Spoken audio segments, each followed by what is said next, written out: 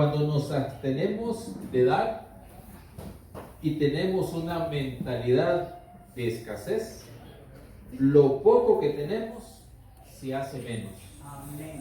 Cuando damos generosamente con mentalidad de abundancia, lo que damos se multiplica. Esa es una cita de un teólogo que se llamó Henry Nouwen, extraordinaria frase que me gustaría poner delante de ustedes para hablar de crecimiento. Crecimiento. Hemos venido estos domingos de este 2024 motivándoles, impulsándoles, desafiándoles a crecer. Creemos nosotros que el crecimiento tiene que ser la palabra clave para este 2024. Pero tal vez usted se pregunte, mi querido y querida hermana, ¿será importante crecer? ¿Por qué voy a crecer si ya soy salvo? Lo único que me hace falta es irme al cielo. Vivir lo que me resta de vida, llevarla suave. ¿Para qué complicarme la vida?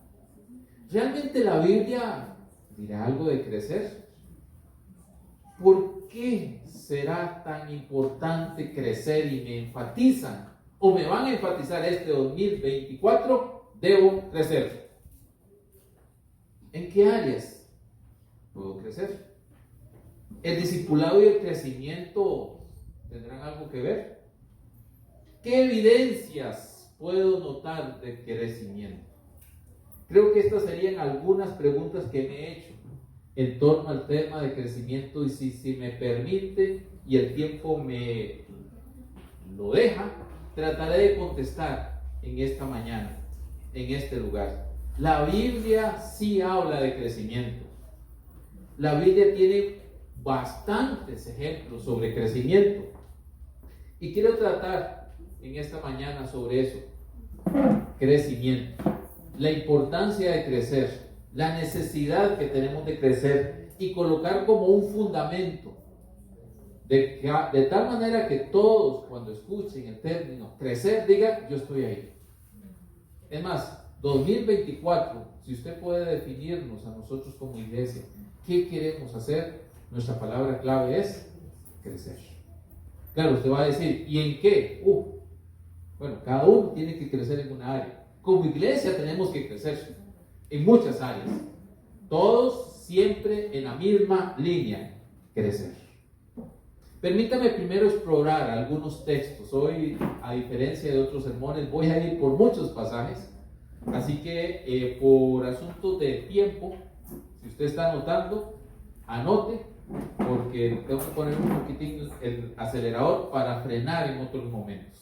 Y tengo que ir a varios pasajes en ese caso. Así que tiene donde anotar, anota, y si no, pues le recomiendo echarle un repaso después al video. ¿Qué dice la Biblia de crecimiento? Bueno, la Biblia utiliza una serie de metáforas para el crecimiento. El término crecimiento como tal no aparece, pero sí hay sinónimos.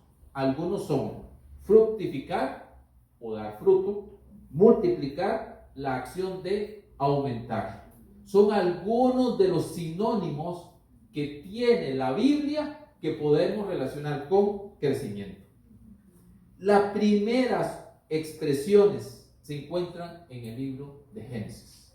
Cuando Dios creó todo, lo bendijo, pero lo bendijo a través del crecimiento. Permítame mencionar algunas frases que están en Génesis capítulo 11, verso 12, que dijo Dios: produzca la tierra, multiplíquese la tierra, produzca hierba, semilla, árbol que dé fruto por su género. Todo esto Dios lo bendijo. Produzca, multiplíquese. En Génesis capítulo 1, verso 22, Dios bendijo a todos los animales y les dijo: fructificaos, multiplicaos, llenen los mares, llenen la tierra, las aves, multiplíquense. Y cuando creó Dios a Adán y a Eva, les dijo: fructificados y multiplicados. Llenen la tierra, sojúzguenla.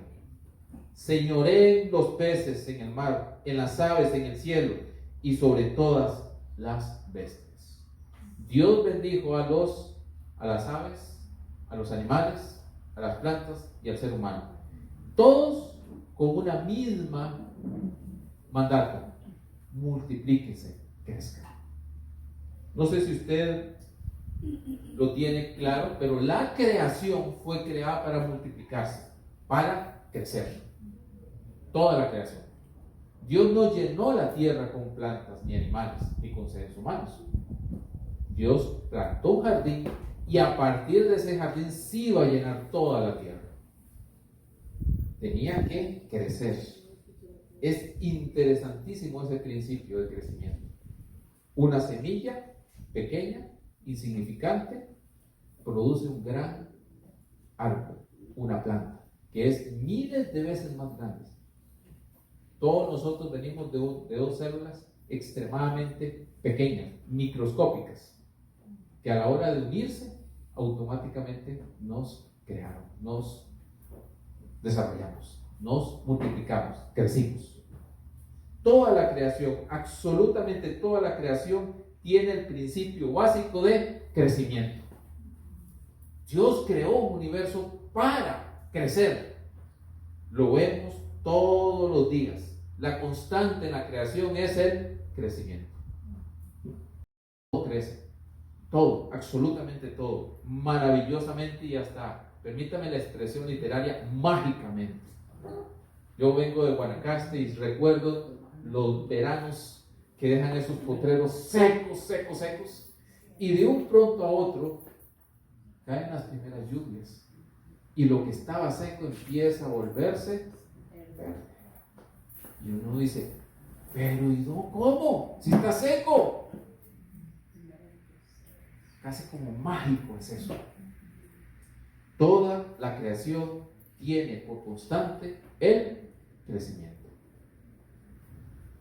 incluyendo la humanidad. Amén. Adán y Eva se les dijo: multiplíquense, crezcan. En Génesis capítulo 3, Adán y Eva pecan. El pecado es introducido, entonces viene una pregunta: ¿y afectó el crecimiento? La respuesta es no. Es cierto que introdujo una contraparte. Permítame volver un poco técnico en esto. Introdujo la entropía. La entropía no es otra cosa que la manera de medir el desperdicio, el no crecimiento. Antes del pecado no había entropía, después del pecado sí. Y usted dice, ¿qué es la entropía? Muy sencillo: agarre una manzana, déjela ahí en su mesa, déjela ahí, no la toque, déjela ahí un mes. ¿Qué pasó con esa manzana? Entropía. Entropía. Este universo ahora tiene una contraparte, que es la entropía. El pecado no es otra cosa que las implicaciones de la forma como Adán y Eva no obedecieron a Dios. Se alejaron del propósito de Dios para afectar su vida. Y por lo tanto, ahora hay crecimiento y ahora hay no crecimiento. Pero ambos tienen sus consecuencias. Pero no eliminó el crecimiento. El pecado tiene consecuencias en la creación y en lo espiritual. Obviamente no es un tema sobre implicaciones del pecado, pero tengo que mencionarlo. ¿Por qué?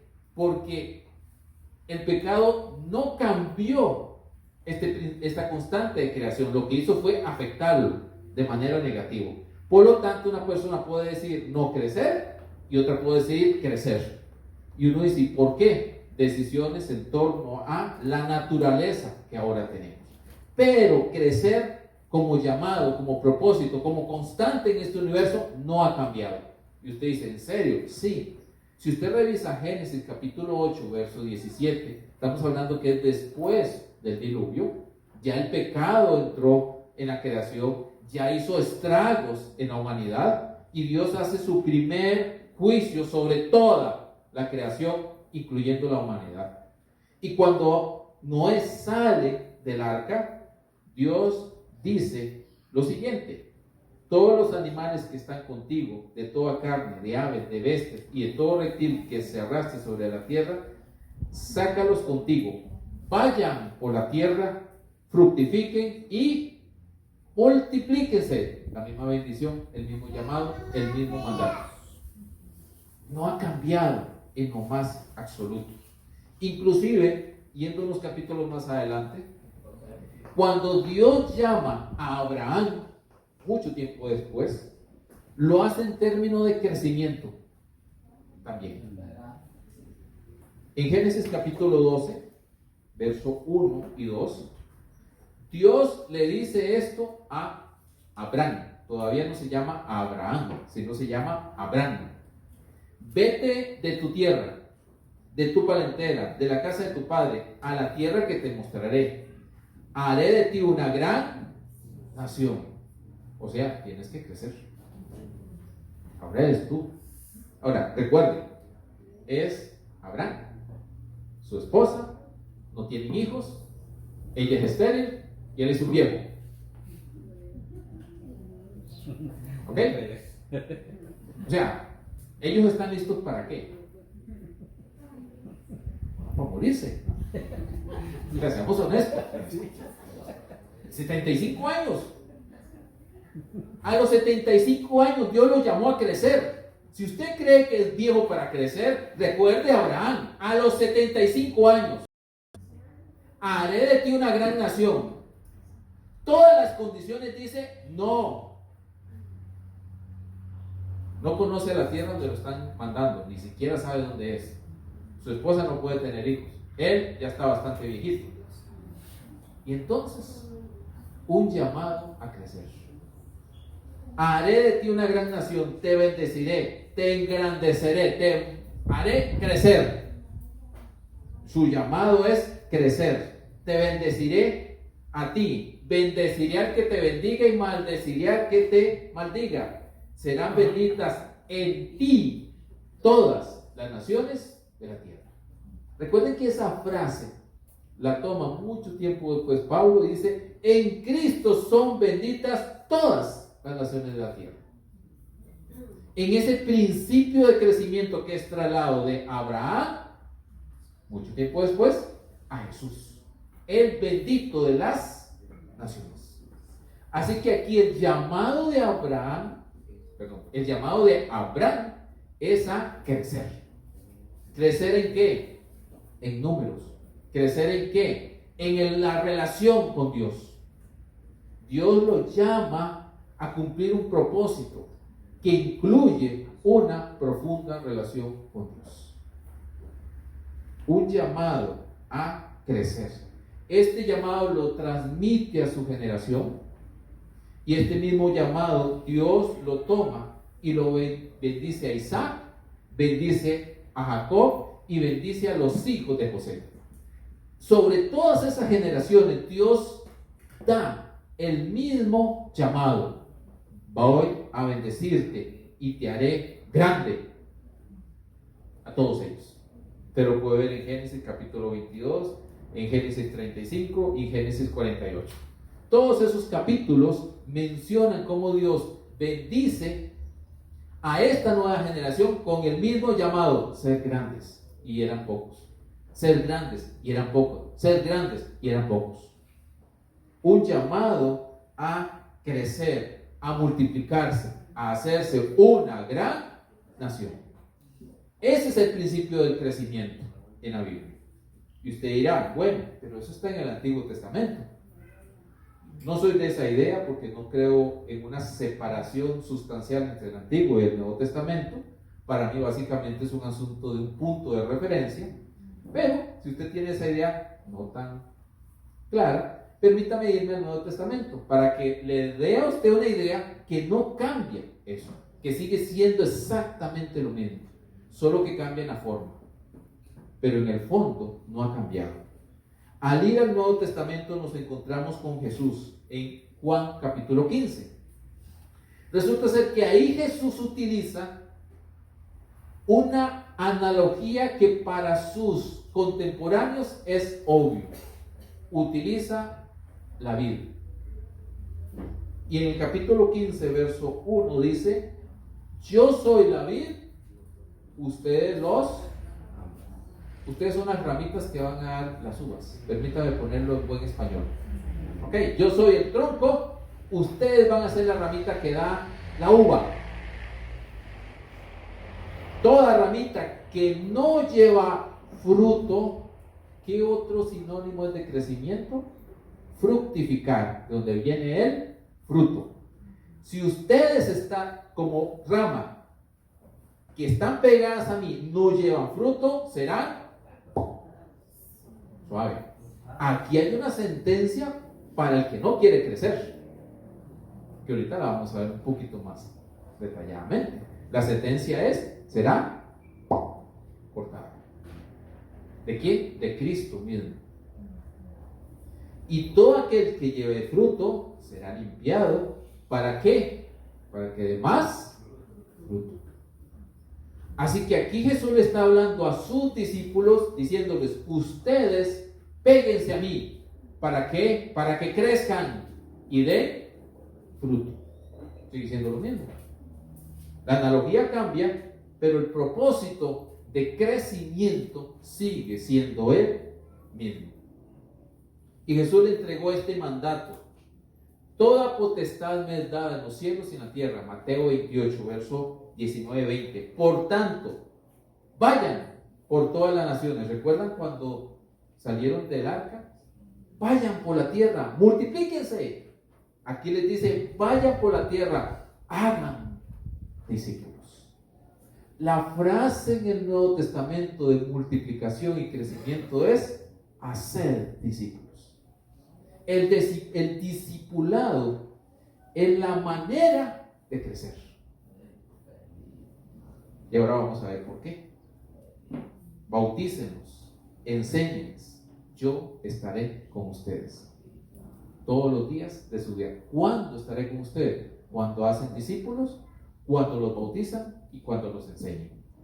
Pero si yo no hago discípulos, no los bautizo y no los enseño, Él no estará con nosotros.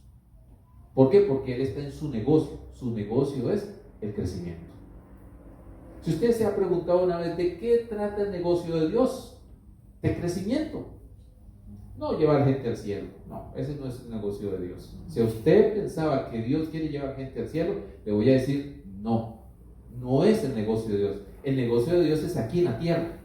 Crecimiento. Los que mueren reciben una previa recompensa.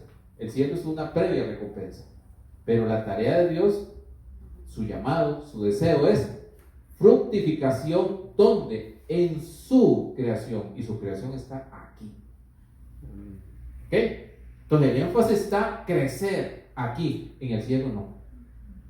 En el cielo hay unas cosas que ya no pasan. Producto final. Ya producto final, correcto. Entonces aquí es donde queremos. Aquí es donde tenemos que crecer. No cuando nos muramos, ya ahí no. Pero esa es otra historia. ¿Qué pasa al otro lado de la eternidad? Por el momento nos quedamos en este plano de la eternidad. El objetivo, propósito del llamado de Dios a su vida es crecer. Ve que si la Biblia dice bastante de crecimiento. Y eso que no me quiero extender más a lo que Pablo y los otros escritores del Nuevo Testamento hablan de crecimiento. Y ni se diga en Apocalipsis. Y vi una multitud de todo pueblo, toda lengua, toda raza. Una multitud, una muchedumbre, un montón. Tuvieron que crecer. No salieron de la nada, crecieron. Ya Dios hizo una vez de la nada, de ahí en adelante todo lo demás es por crecimiento. Amén. El crecimiento es esencial en la vida cristiana. Es esencial en el plan de Dios. Es prioritario en nuestras vidas. Hemos sido llamados a crecer. Amén.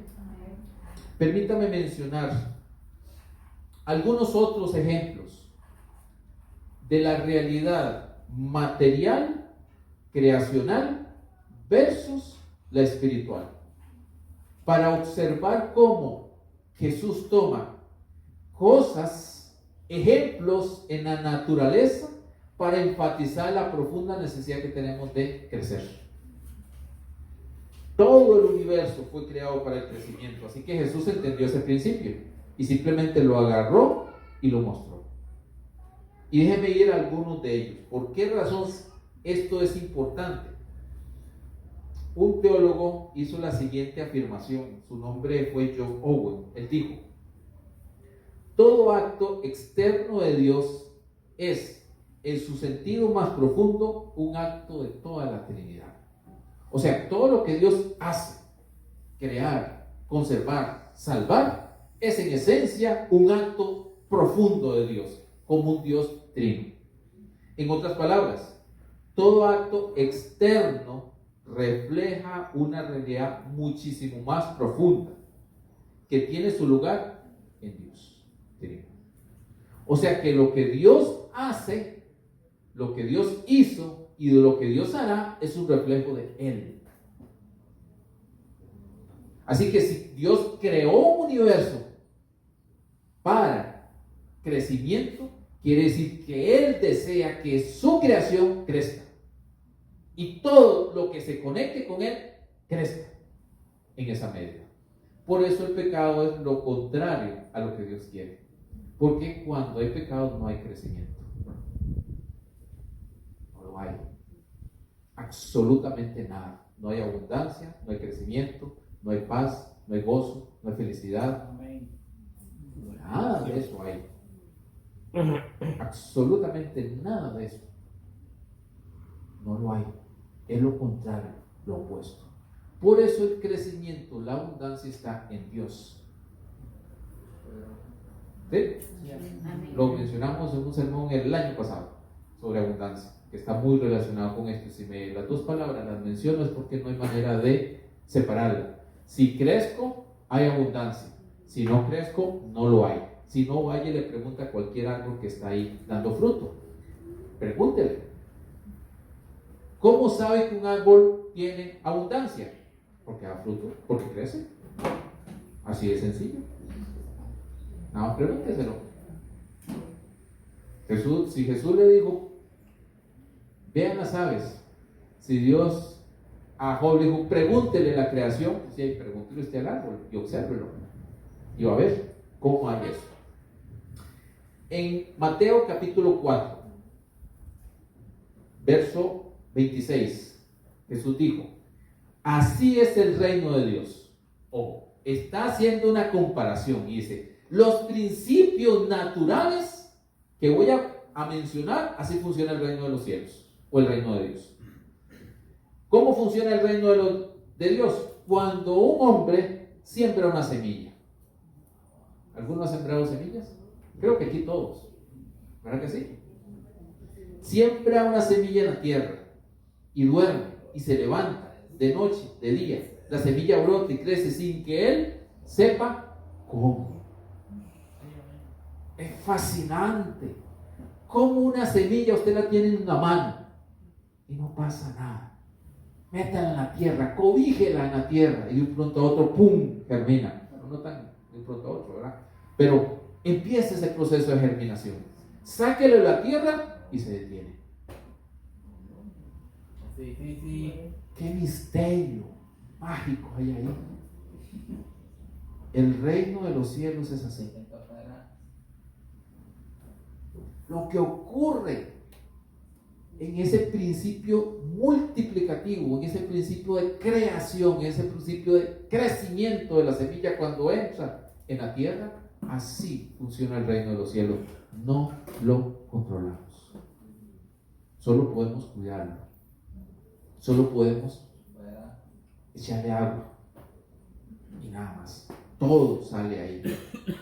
Porque de suyo lleva el fruto de tierra, primero hierba, espiga, después grano. En espiga, cuando el fruto está maduro, enseguida se mete la hoz y está la siega. El fruto, la evidencia. El reino de los cielos es así. Crece de lo poco a lo mucho, de lo insignificante a lo grande. El reino de los cielos no es de los poderosos, no es de las multitudes, es de los pocos. Si usted analiza la historia del cristianismo, nunca el cristianismo ha sido tan poderoso cuando ha sido menos. Cuando el cristianismo logró tener muchos, se arruinó. Se arruinó. ¿Cuál es la iglesia a través de la historia que ha sido la más exitosa y poderosa de todos los tiempos? La del primer siglo. La iglesia de los pocos, de los insignificantes, de los viles, de los que nadie quería, de los mártires, de los que no tenían la Biblia completa, de los que no tenían internet, de los que no tenían templo, de los que no tenían nada. Y fue la más maravillosa de todas. Sí, los primeros mártires. Nunca nos fijemos en si somos muchos o muy poderosos. Fijémonos si el reino de Dios está entre nosotros. Amén. Es todo lo que necesitamos. Porque si está entre nosotros, va a crecer. Y si va a crecer, va a dar fruto en nuestras vidas. Y si va a dar fruto, ese fruto va a ser en abundancia. Dios no está detrás de multitudes, perdónenme por decirlo así. Dios está detrás de fruto, no de multitudes. Fruto. Si ese fruto lo dan las multitudes, gloria a Dios, pero Él no ve la multitud, ve el fruto.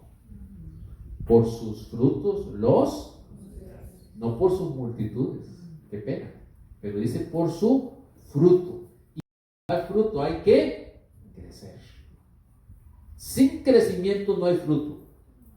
La semilla necesita crecer para que se convierta en una planta que a su vez crezca como una planta desarrollada y esté listo para dar fruto. La semilla no da fruto, es la planta que está condensada, está metida, está fusionada en esa semilla.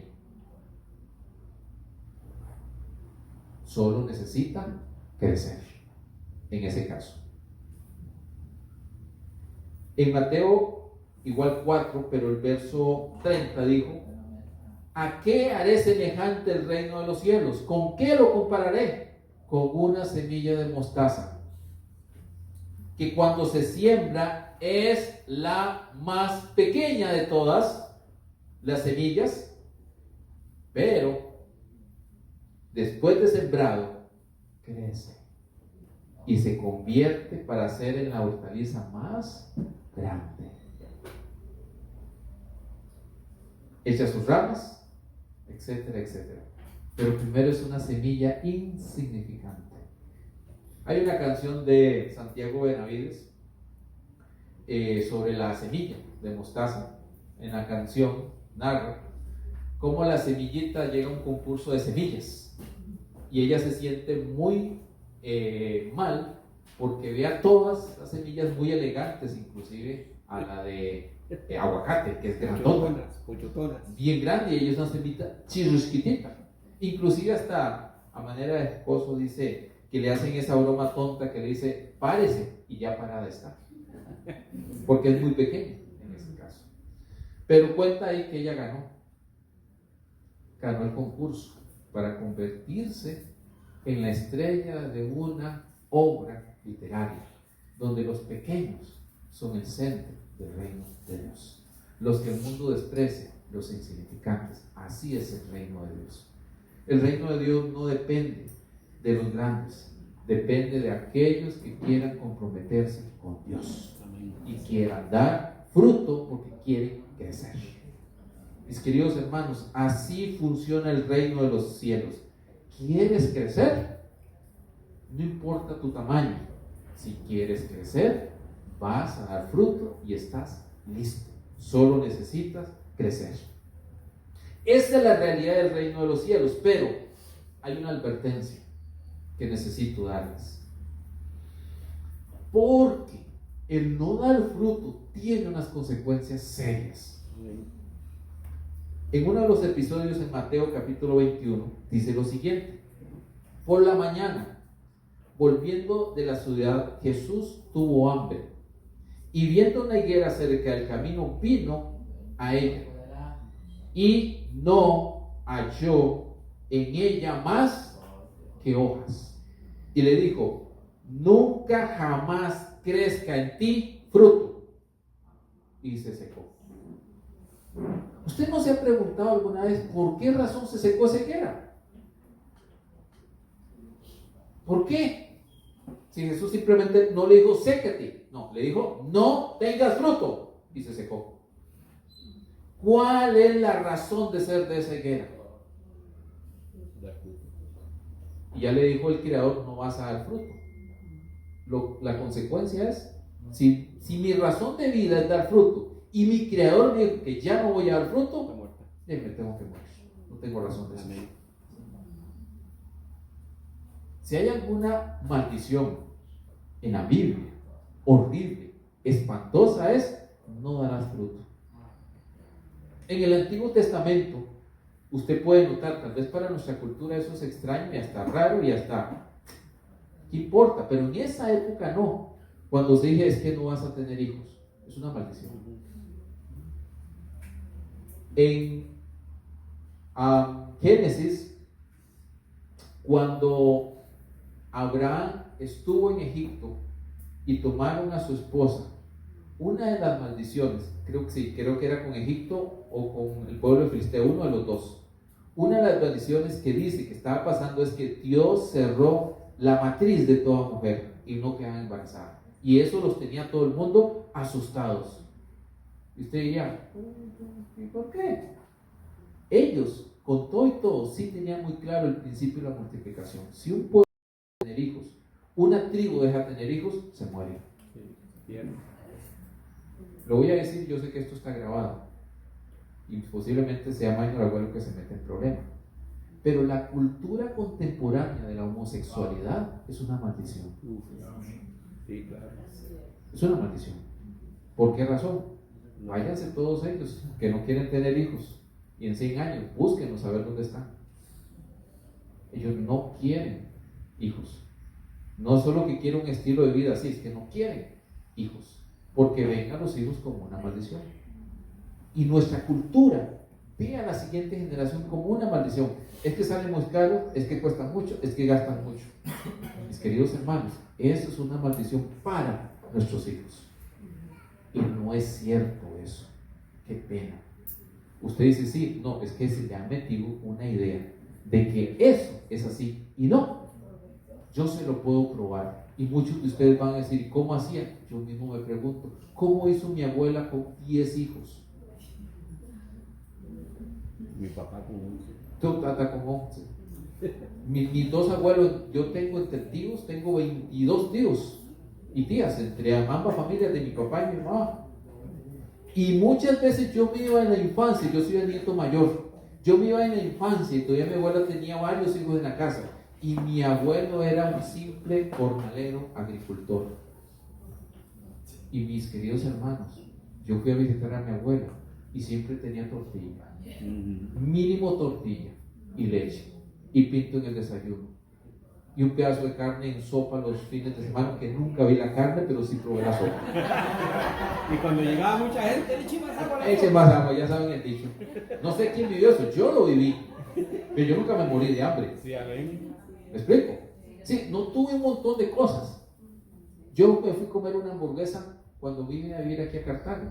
Conocí McDonald's, que solo en la tele había cuando vine a vivir aquí a Cartago, y en San José, no aquí en Cartago, cuando había en esa época. Yo llegué aquí en el 94.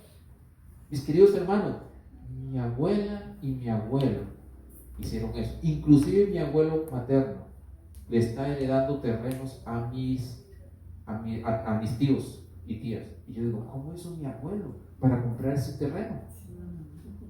O sea, yo me estoy haciendo esa pregunta, tengo ratos de hacérmela. ¿Cómo hizo mi abuelo para comprar un terreno donde no tenía, era un simple jornalero? Y lo hizo. Y le está heredando un terreno de 200 y tantos de metros a todos sus hijos. Para que vea que era un terreno grande en Guanacaste, obviamente.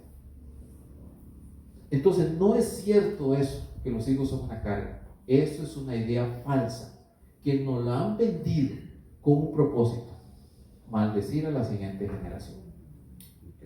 No es el tema, pero nuestra cultura tiene ese principio de no crecer. ¿Por qué razón? Porque los que tienen el poder te controlan. Si tú no creces, otro te va a controlar. Si tú creces, ya no te controlan. Así es. Ese es el principio. Por eso Dios quiere que crezcas, porque Dios no quiere controlarte. Quiere que voluntariamente te sometas a Él. El pecado, el mundo y las ideas totalitaristas de este mundo quieren control. No quieren crecer. Solo vean cualquier sociedad donde hay totalitarismo. La gente vive en ignorancia. La gente no puede hacer cosas. Está limitada en su libertad y su crecimiento. ¿Por qué? Control. Control. Ese es el principio. Haz a una persona libre para crecer y el libre va a pensar y va a poder desarrollarse. En ese caso, conoceréis la verdad y la verdad les hará crecer para ser libres. Voluntariamente nos rendimos al señorío de Jesucristo. Amén. No para que Dios nos controle, sino para que libremente nos volvamos a Él y libremente le obedezcamos en ese caso. La otra alternativa es control. Y el pecado quiere control. Dios quiere seres humanos libres que libremente le adoren. ¿Entienden la diferencia? El crecimiento es esencial para la libertad. Si no creces, alguien te va a controlar. El pecado o lo que sea. Voy a leerle la otra. 2 textos que hablan sobre esto. Lucas capítulo 13, verso 6. Un hombre tenía una higuera plantada. Vino a buscar fruto en ella y no lo halló. Y dijo al viñador: 3 años he venido a buscar fruto y no hay. Así que córtala. Córtala. Es la sentencia. No da fruto, córtala. Recuerden que es una parábola. En la parábola, el dueño de la viña es Dios, el Padre. Amén. El viñador es Jesús. Aunque la parábola está dada para Israel y la sentencia es para el pueblo de Israel que no ha dado fruto, Dios dice: córtalo. El viñador dice: Señor, déjala todavía un poco más, hasta que yo cabe, la abone y dé fruto. Pero si no da fruto, a tus órdenes la cortamos. Entonces vean que el dar fruto es vital. Y para dar fruto, ¿qué necesitamos? Crecer. Y para crecer necesitamos estar pegados a Dios. Entonces, en esencia, es sumamente importante comprometernos con el crecimiento de muchas maneras. Y permítame cerrar mencionándoles solamente 3 áreas en las que usted debería plantearse el crecimiento. Ya hemos visto que en la Biblia es importante. Ya hemos visto ejemplos en la realidad de las Escrituras de que enfatiza la necesidad de crecer. Entonces, claro, viene la pregunta: ¿y en qué crezco? Puedo mencionar un montón de cosas, pero déjenme nada más enfatizarlo en 3. De ahí usted puede extraer un montón de más. 1. Usted debe crecer en estas 3 áreas. 1. La espiritual, su relación con Dios. 2. Usted debe crecer como persona, su relación consigo mismo. Y 3. Usted debe crecer su relación con la relación con el prójimo. Permítame replantearlo de la siguiente manera: y amarás al Señor tu Dios con toda tu mente, con toda tu alma, con todo tu corazón y con todas tus fuerzas. Y amarás al prójimo como a ti mismo. El amor es una expresión de crecimiento. ¿Sí? ¿O no? Yo, conforme conozco y crezco con Dios, voy a amarle más. Conforme yo crezco conmigo mismo, voy a amarme a mí mismo y estoy dispuesto a crecer y amar a otros. ¿Correcto? Mis queridos hermanos, yo no puedo decir que yo tengo alguna expresión de afecto y cariño al pulpero que está ahí a la vuelta de ahí, porque no sé ni quién es, no lo conozco. O sea, yo no amo a un desconocido.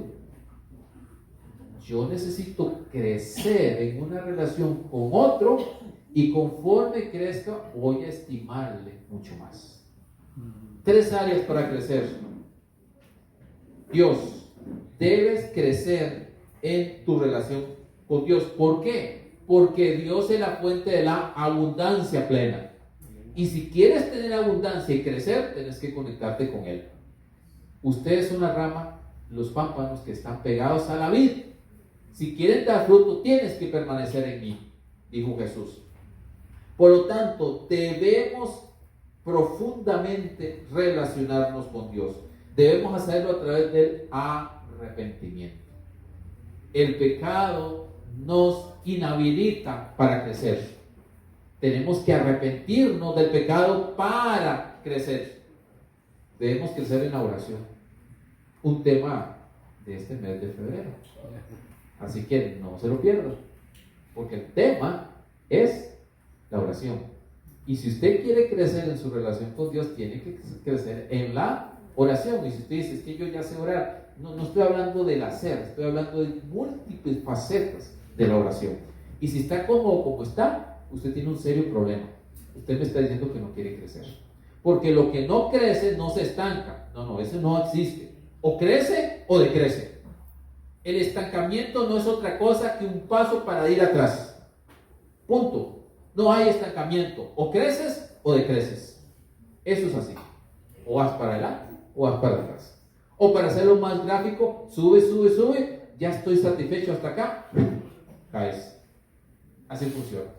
Por lo tanto, si usted dice, no, yo me gusta la oración. No me gusta tanto la oración. Yo soy de su segundo, por cierto. Me ha costado mucho la oración. Entonces, ¿qué tengo que hacer? Crecer. ¿Qué ámbito puedo crecer? ¿En qué forma puedo crecer en la oración? Bueno, febrero, anótelo. No me puedo perder esos sermones de oración. Tercero, escritura. Pues obvio, la mejor fuente de crecimiento es la Biblia. Si no conozco al Dios de la Biblia, no conozco a Dios. Eso es todo. Por eso a mí me causa tanta gracia un montón de gente que habla de Dios pero no sabe nada de la Biblia. Entonces yo dije, no sé qué Dios está hablando, pero el Dios verdadero en la Biblia, no. Ese es un Dios inventado a su antojo. ¿Por qué razón? Porque no emana de mi relación con Dios a través de las Escrituras. ¿Estamos claros? Amén. Sin las Escrituras no existe un verdadero Dios. Existe un Dios que yo me he hecho la idea que me bendiga en mi trabajo, que me bendiga para sacarme la lotería, que ese Dios es muy bueno, que me tiene que bendecir. Pero Dios no va a bendecir a nadie que no quiera crecer, que no quiera ir a su palabra, que no quiera dar fruto para la gloria de Dios. Pero este Dios es un Dios de Buda, que le flotamos la panza para que me dé cosas, pero como ya no creemos en ese Dios de la panza, entonces elevo una oración en estas redes sociales, que Dios me bendiga hoy en mi trabajo. Y yo digo, qué bueno, pero suave, ¿qué significa que Dios te bendiga? ¿Se ha preguntado usted qué significa Dios bendiciendo? Es la primera pregunta que yo tengo que hacer. ¿Qué significa eso? En las Escrituras no es otra cosa que Dios dándote lo que necesitas, no lo que quieres. Número 1. Y normalmente Dios quiere que crezcas. Y para crecer implica una serie de cosas, entre los cuales dificultades. Y también cuando yo doy fruto de bendición, adivinen para quién es. Tercer punto, para otros. Normalmente la bendición que Dios ha de hacer en mi vida es para otros, no es para mí. Y ya voy a llegar a ese punto. Y lo último es que debes crecer en tu relación con Dios es en santidad. Arrepentimiento, oración, escritura y santidad. Segundo, relación contigo mismo. Tú debes crecer en aquello que Dios te ha dado, dones, habilidades. Debes crecer en la palabra, debes aprender, porque si no aprendes, no creces. El proceso de aprendizaje de nosotros es a través del aprendizaje y el crecimiento. Y para eso hay que hacer algunas cosas que no nos gustan. 1, leer. ¿Sí? Repitan conmigo, leer. que no es hábito en esta cultura. Dígame usted a esta altura, hoy estamos 29, ¿cuántos libros o en qué página va de su libro de lectura? No estoy hablando de la Biblia, sí, usted debe leer la Biblia, pero estoy refiriendo más que la Biblia. Muy probablemente, ¿no? No me levante su mano, no me diga, yo lo sé. No estamos acostumbrados a leer, por lo tanto no crecemos. El crecimiento implica la lectura, el crecimiento implica el diálogo, el crecimiento implica el servicio. Yo aprendo leyendo, yo aprendo sirviendo, yo aprendo hablando con otros. Usted se convertirá en la persona dentro de 5 años haciendo 2 cosas, leyendo libros y relacionándose con personas. Dime los libros que has leído en estos 5 años y las personas con las que te has relacionado y te diré quién eres hoy. Así de sencillo. No me he relacionado con nadie. Okay. No he leído libros. Ok, no has cambiado en 5 años, eres el mismo. Han pasado los años, pero sigue siendo el mismo. En ese sentido está decreciendo. Y recuerden, lo que no da fruto es cortado. Voy al siguiente punto. Para terminar, relación con Dios, relación conmigo mismo, creciendo, relación con otros. Y es donde quiero llegar. ¿Por qué? Porque la mejor forma de expresar mi crecimiento es cuando me relaciono con otros. Amén. A través de 2 cosas. 1, generosidad. 2, añadiendo valor a otros. La madurez, por eso la cita que hice al principio. Y vuelvo a hacerlo. Cuando nos abstenemos, y ojo, la bendición viene en mi vida para darla. No para mí, para darla. Es para otros, a través mío. Cuando nos abstenemos de dar, de ser generoso, de ayudar a otro, de bendecir la vida de otro, tenemos una mentalidad de escasez. No tiene que ver con cosas que tengo, que sé, no. Tiene que ver con una idea. Cuando me abstengo de dar, tengo una mentalidad de escasez. Por lo tanto, lo poco que tengo se convierte en nada. Ese es el problema.